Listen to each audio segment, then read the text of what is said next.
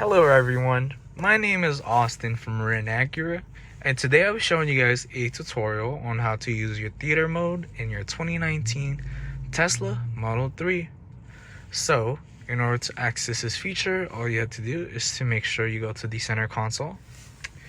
And once you get to the center console, you're going to have to click on this arrow right here, pointing upwards.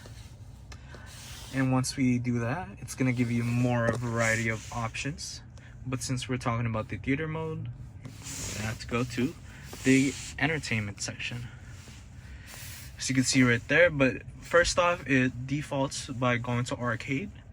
But since we're talking about theater, you also have a mode right here to click on theater. So it's gonna give you options for theater, of course, to watch all your entertainment, such as Netflix, Hulu, YouTube, Twitch, and Tesla tutorials to teach you how to use your Tesla. And yeah, that is pretty much it for this quick tutorial, you guys. My name is Austin from Marin Acura, and thank you guys for watching.